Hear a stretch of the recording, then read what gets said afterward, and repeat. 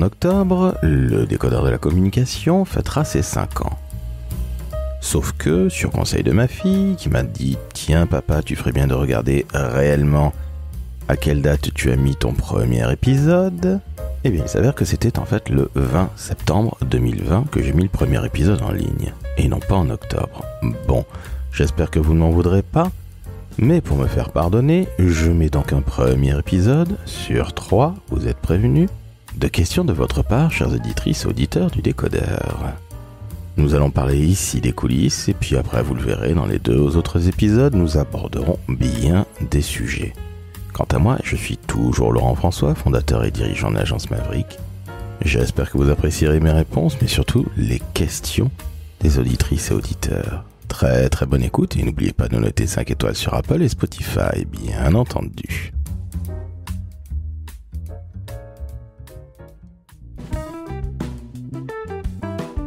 Le décodeur de la communication, un podcast de l'agence Maverick. Alors, on commence par la première question de Céline Brana, la DIRCOM de la CNDCH. Laurent, la question que je voudrais te poser, c'est tu pilotes le décodeur de la communication. Si tu devais définir l'ADN de la communication, qu'est-ce que toi, tu définirais comme ADN ? Eh bien, écoute Céline, c'est extrêmement simple. Pour moi, l'ADN de la communication, c'est vendre. C'est pas la stratégie, c'est pas l'information, c'est pas se faire comprendre. Non, c'est bien plus que cela et ça va largement au-dessus de tout ça. L'objectif, le but final, la seule chose qui compte quand on communique, c'est vendre. Je m'explique. Oui, la stratégie, c'est fondamental, on est bien d'accord. Oui, se faire comprendre, c'est fondamental. Oui, encore une fois. Oui, informer, c'est tout aussi essentiel. Mais au final, à quoi ça sert la communication ? Pour une marque, une collectivité, une association. Eh bien en fait on vend. Pour faire passer le message, appelle ça comme tu l'entends. Si le terme vente te fait peur, ou fait peur à beaucoup de communicants, c'est leur problème et ça n'est pas le mien. Un exemple très concret. Moi je viens d'une école de commerce, j'ai pas fait d'école de com, et je vous l'avoue, je ne savais absolument pas que ça existait à l'époque.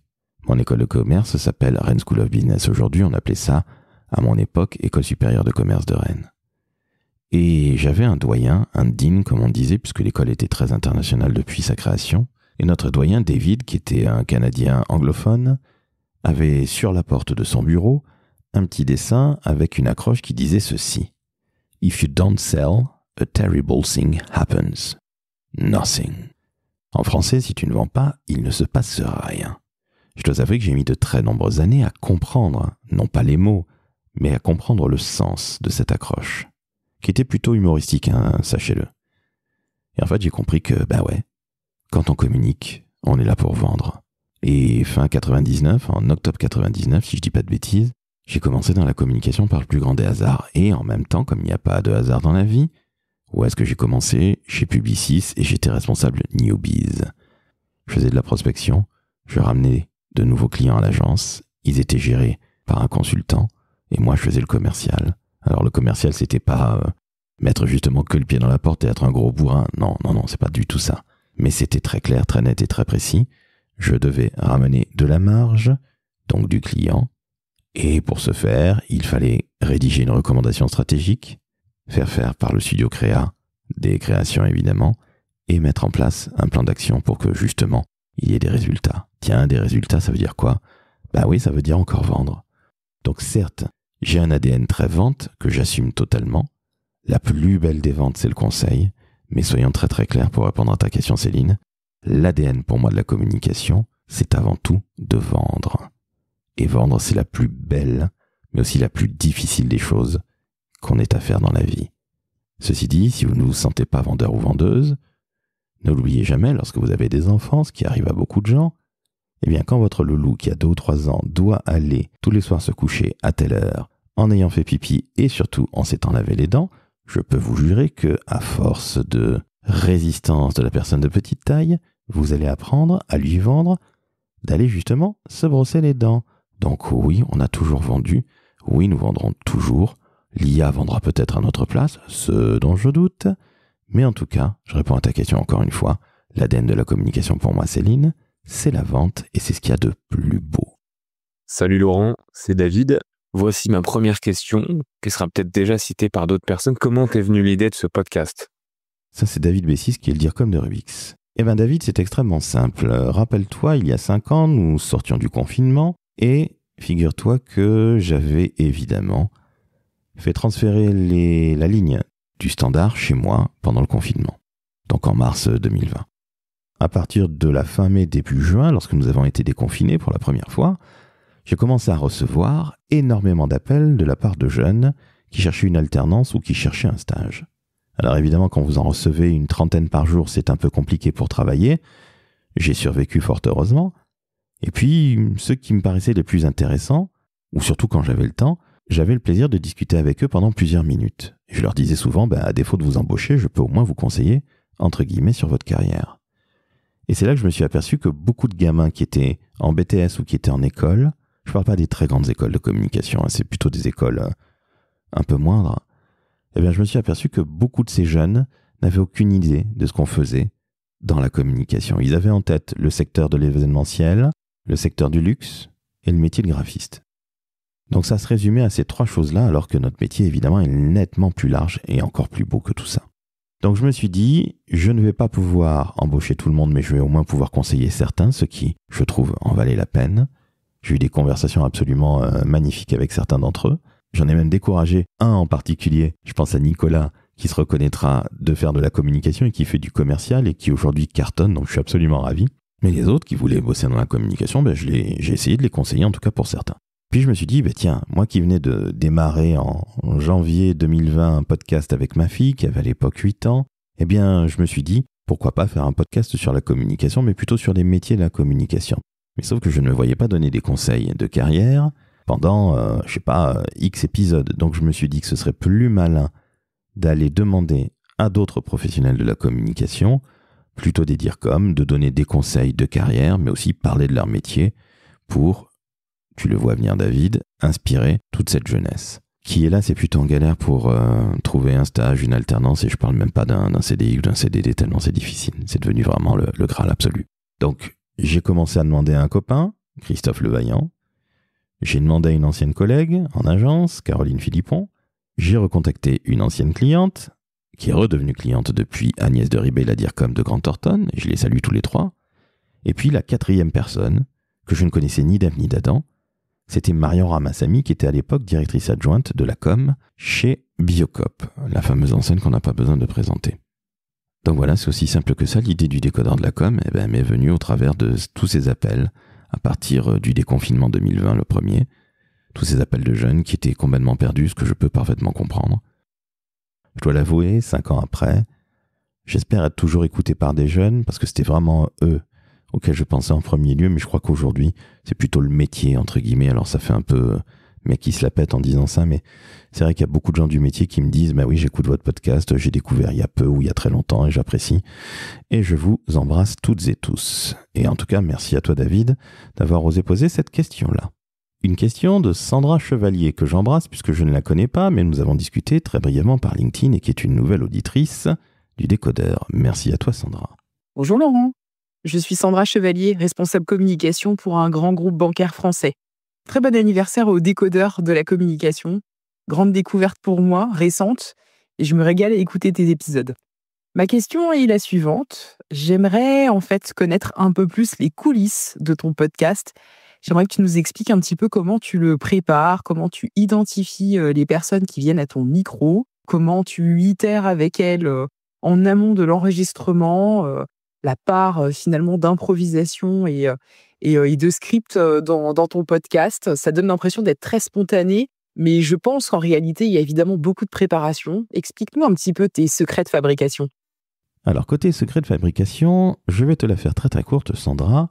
J'ai Maverick dans ma vie, l'équipe Maverick, les clients Maverick, j'ai ma fille qui a bientôt 14 ans, j'ai ma femme Isa que j'embrasse et qui est en train de se remettre d'une longue maladie qui commence par un C, pas besoin de faire un dessin. Et j'ai bien évidemment le décodeur de la communication qui a 5 ans. Sincèrement, comment je trouve les invités ?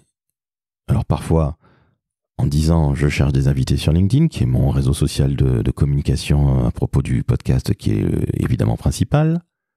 J'avoue avoir laissé tomber un peu X, Instagram et Facebook, parce que ça m'emmerdait tout simplement et que ça demandait beaucoup de travail. Et justement parce que produire 2 épisodes par semaine, les monter, faire la vignette, le texte, la promotion demande évidemment beaucoup de boulot en plus de tout ce que je viens de te dire, Sandra. Eh bien, je ne prépare pas énormément. Ça peut paraître bizarre, mais je sais très bien à qui je parle. Quand je contacte les gens, je les contacte via LinkedIn. Donc, je suis passé sur leur profil. Lorsqu'ils sont OK pour passer, ce qui arrive à peu près 9 fois sur 10, donc j'ai pas de mauvaise surprise. J'ai rarement des refus. Tant mieux d'ailleurs.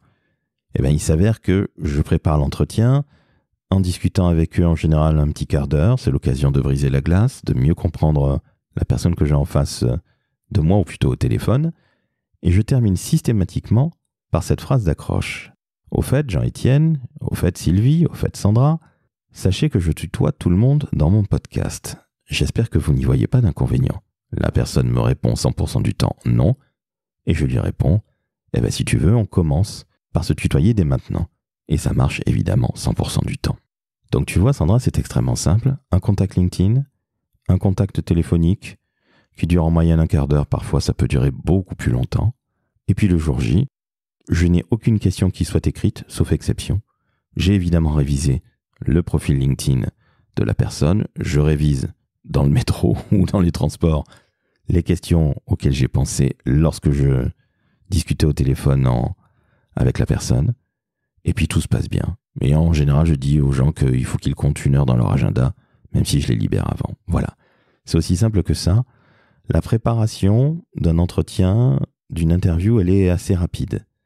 Là où il y a énormément de travail, et sachez-le, chers auditrices et auditeurs, si vous vous lancez un jour dans le podcast, ou que vous faites des podcasts de marque, pensez à Maverick à ce moment-là, évidemment, bien sûr. Mais la partie la plus fastidieuse dans le podcast, c'est le montage. Pour 1 minute de bande finale qui a été montée, j'ai environ 5 minutes de travail. Donc, de manière très simple, si un épisode fait 30 minutes au final, ça m'a demandé 150 minutes de travail.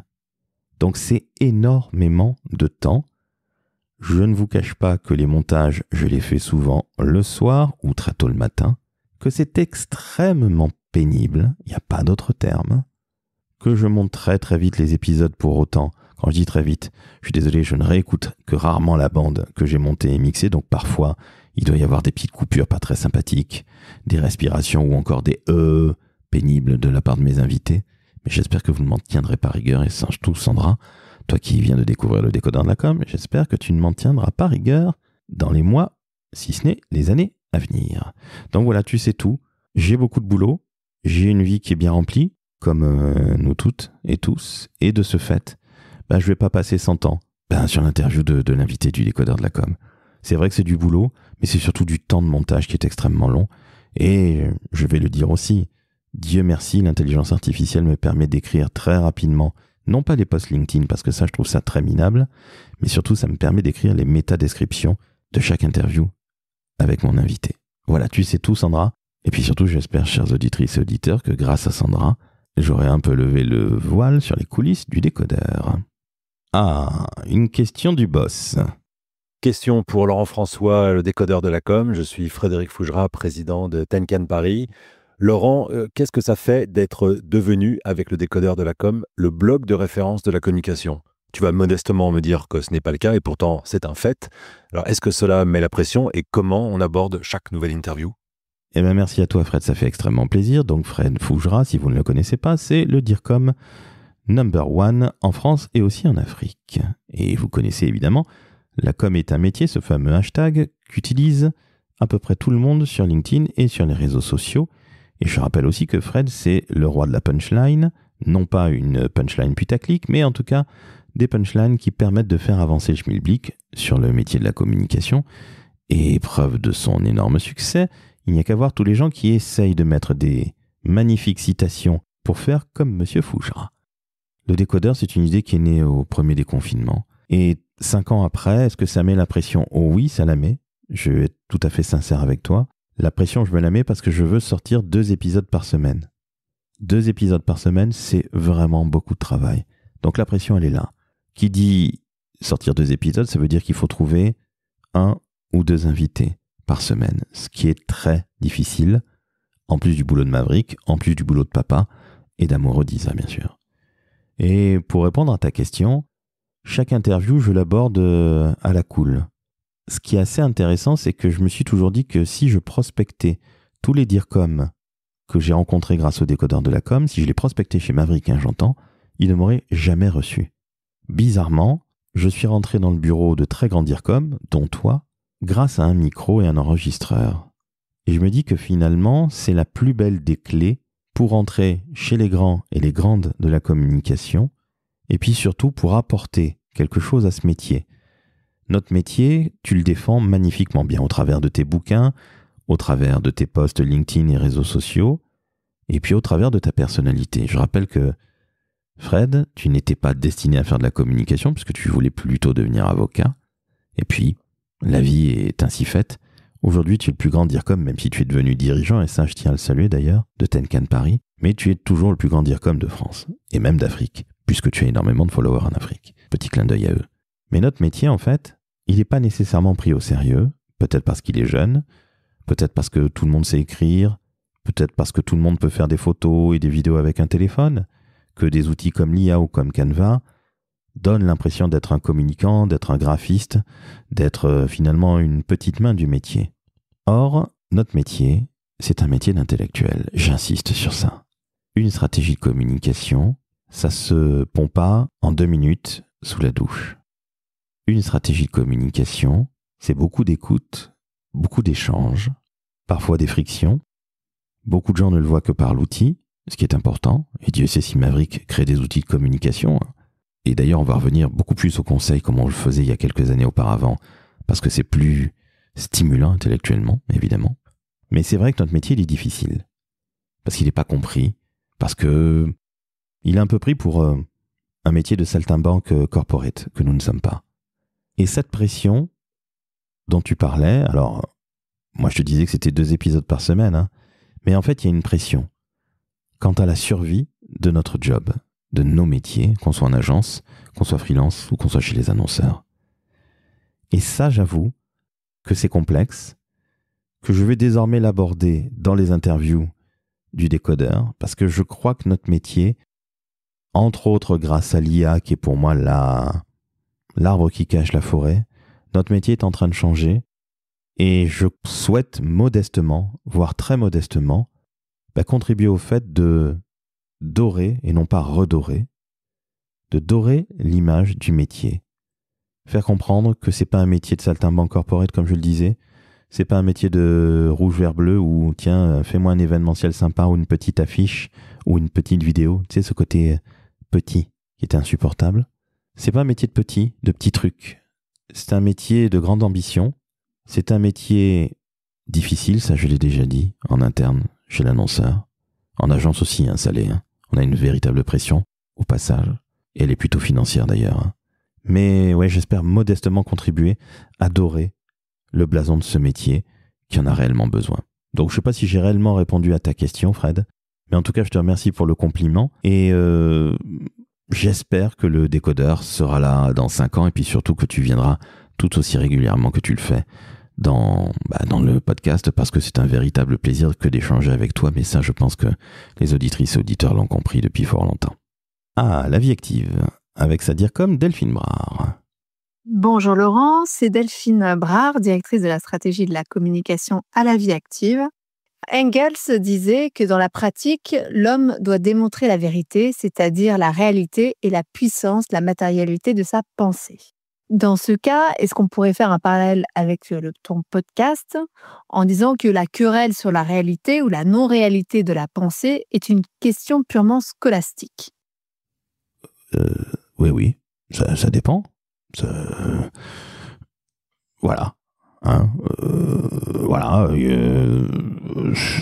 Scolastique, oui, scolastique, réalité, non-réalité, oui, pensée, oui, bien sûr. Bon, très honnêtement, la philosophie et moi, ça fait 2, surtout alors cette philosophie-là, ça m'ennuie, sincèrement, Delphine, en terminale, j'ai eu 8 sur 20 au bac, Et honnêtement, la philosophie, je m'en cogne, mais d'une putain de force que tu n'imagines même pas. Mais bon, tu le sais bien, puisque nous nous y connaissons bien et que Maverick, sachez-le, chers auditrices et auditeurs, a eu le très grand plaisir de faire une très belle campagne de communication qui met en avant les personnes accompagnées par la vie active. Alors la vie active, c'est la structure associative pour laquelle travaille Delphine. Elle en est directrice de la com et de la stratégie. Et sincèrement, cette campagne, elle est absolument magnifique. Donc, je vous invite à la découvrir et surtout à découvrir la Vie Active que vous pouvez soutenir avec un magnifique don. Vous allez sur vieactive.fr et vous verrez, vous cliquez dans la rubrique don.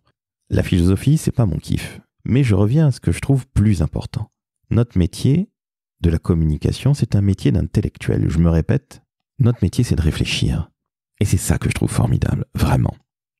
C'est de comprendre, c'est d'écouter, c'est de traduire, c'est d'informer, c'est d'être créatif, d'être stratège, mais ça je crois que je l'ai déjà dit, de toucher nos cibles ou nos publics. Et donc ça veut dire qu'il faut réfléchir tout le temps. Et je suis désolé, on ne réfléchit pas avec ses mains en faisant des prompts débiles. On n'utilise pas non plus un template Canva, non. Notre métier, c'est de la réflexion. Et l'intelligence artificielle vient nourrir notre réflexion, mais notre intelligence réelle, humaine, est tellement supérieure à celle de ChatGPT. Donc notre métier d'intello, oh oui, je le kiffe. Non, je ne suis pas fan de philosophie. J'adore lire, mais je ne lis pas de la philo. La philosophie n'est pas dans le boudoir pour ma part, mais elle est ailleurs, entre des compas et des équerres. Comprenne qui voudra. Mais très honnêtement, répondre à ta question sur la scolastique, merci. Et je ne sais même pas qui est Engels. Je connais Hegel, mais Engels, je ne sais pas qui c'est. Donc non, Delphine, je ne pourrais pas te répondre si machin réalité scolastique là.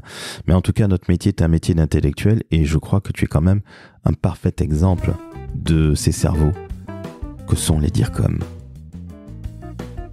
Fin du premier épisode sur les coulisses du décodeur de la com. Bientôt le second épisode.